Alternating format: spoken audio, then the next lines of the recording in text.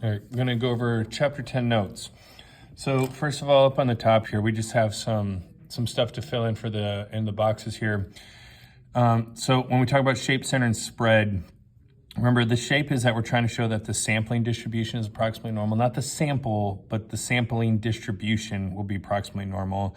The center is something called an unbiased estimator. We're going to go ahead and put that in there. I won't worry about that too much, except just to know that that is the unbiased estimator. And the reason why is that the mean of the sample differences is equal to the true population difference.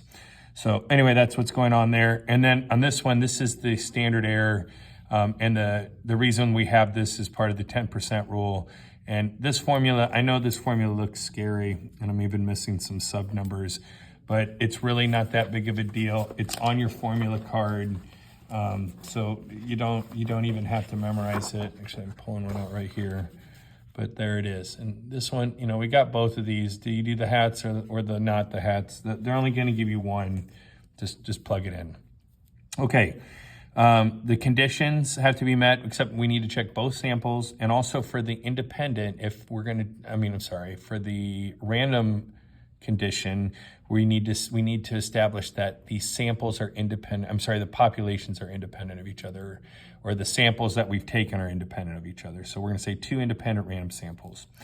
And then we have the standard error formula, which I just pointed out again. And this one is with the hats, but we're not going to worry about that. Okay, this is what the confidence interval looks like. Now, in the formula card, is the confidence interval is the statistic plus or minus the critical value times the standard error of the statistic. So this one is, the statistic is the results from the sample, so the difference that we got, and then Z star, inverse norm, split the difference, and then times the standard error, and then now we have this standard error formula from right here.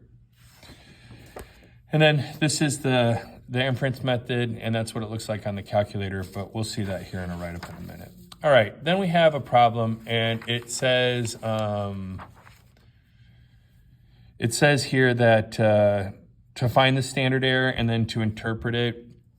So anyway, in the problem, we had 46% success, and then so 46 and 54, it's Hunter's partner. Then we had 52% success rate, it's Hunter's partner. Add them, well, divide by 1500, add them, and then square root the whole mess to get the standard error. Which again, you really don't need to do that, and you won't need to interpret on the FRQ, maybe the multiple choice, but remember when we're interpreting anything in the standard deviation family, it's when we do one of the things, which whatever we're doing the problem, it's how typically we will be off by whatever it is that we're solving for. A lot of times it's the mean, but this time it's not the mean. All right, and then we actually have the write-up. So this is the most important part about this one is part B. Well, and C is the follow-up question. So in this one, we're going to say we want P sub 2013 minus P sub 2012 with 95% confidence, and then I'm going to define P sub 2012 and P sub 2013. And it'd probably be better for it to say true population proportion, but I just couldn't get that jammed in there without it making more of a mess. So I would rather true population proportion. And then on this one, we always want to do new minus old. Always do new minus old. So positive means an increase, negative means a decrease over time.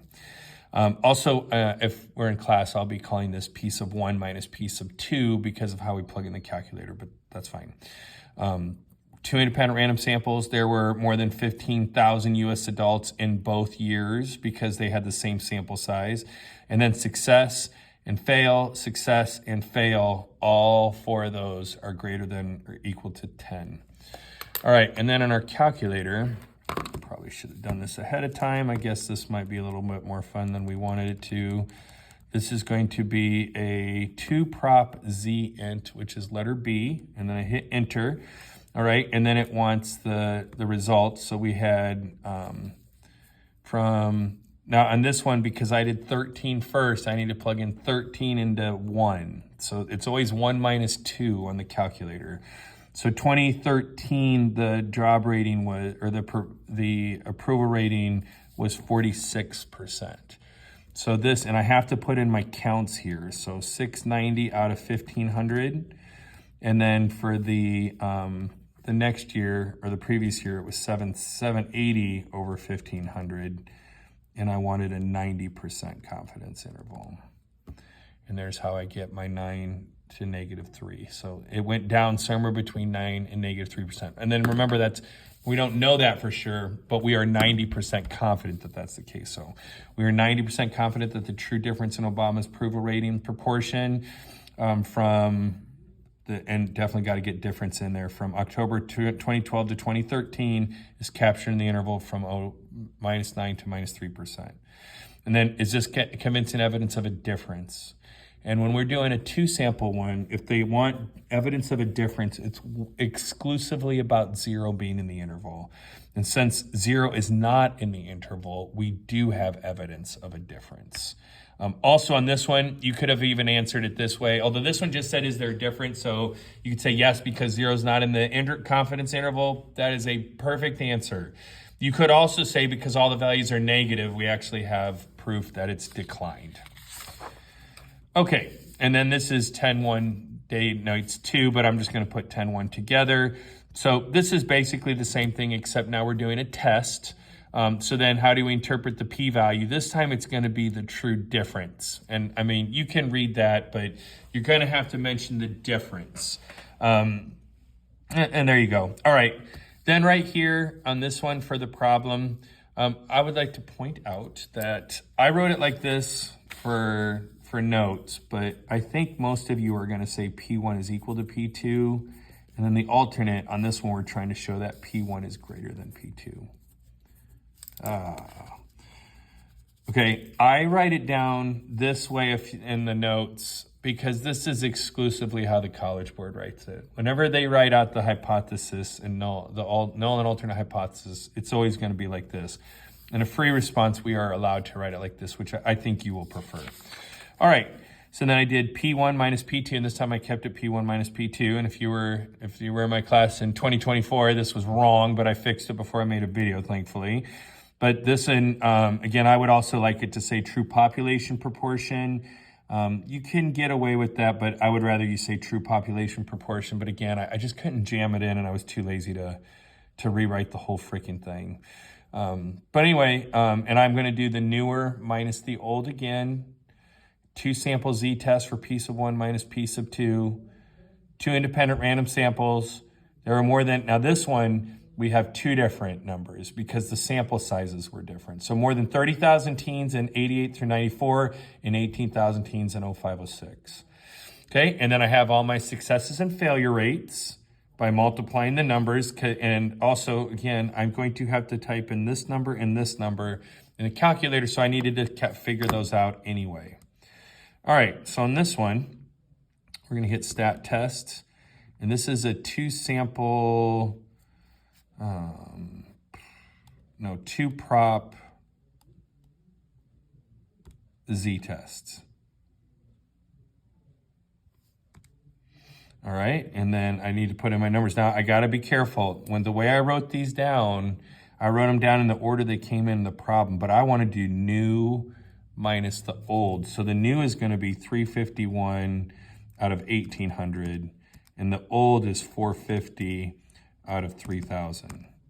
And I'm trying to show that 1 is greater than 2, and see how much better that one is, because now I can say 1 is greater than 2.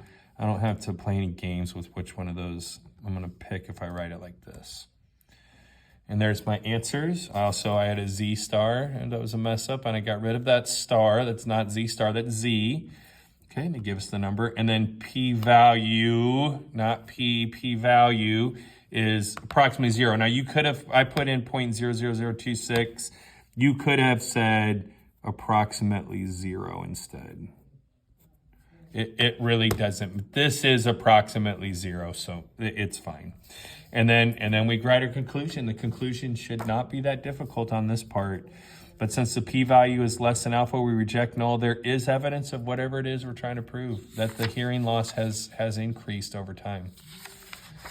All right, and then we have a couple, like, I guess you could say follow-up questions, where we got the type 1, type 2. So the first one says, in between this, the iPod was introduced. Can we say it caused it? And we certainly can't. There's many other factors that would be changing it, but we can't say cause without a well-designed experiment. This is a observational study, no cause and effect relationship. Interpret the p-value.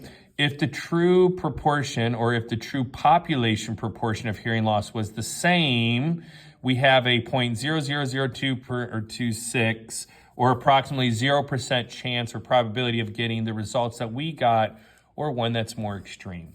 So that's interpreting the p-value. You could also say if in fact the true population proportion of hearing loss is the same, the probability that we got our results or one that's more extreme is, and then that number right there.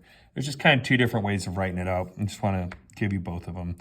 And then type 1 and type 2 error. So type 1 is we find evidence that teens have experienced more loss. So remember, that's we reject the null and we have the evidence we're looking for. So we have the evidence that the hearing loss has increased when in fact it hasn't. And a type 2 is we don't have convincing evidence that the hearing loss has increased, but it has. All right, and then for these, the consequences I came up with was that regulations be made to anything that makes noise or any earpieces or something like that, costing money or adding restrictions that we don't want.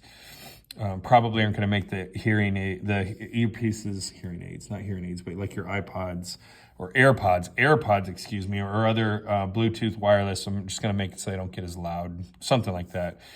And a type 2 error, we would just continue to let the problem get worse. And then that makes the type 2 much worse because this one, yeah, somebody spends a little money. Yeah, we don't get to listen to music as loud as we want to, but that's a lot better than in this case, which, 5 generations from now, everybody's deaf.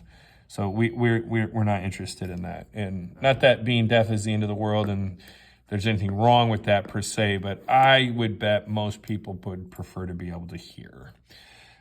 Anyway, so there you go. And then we'll make another note video for this one.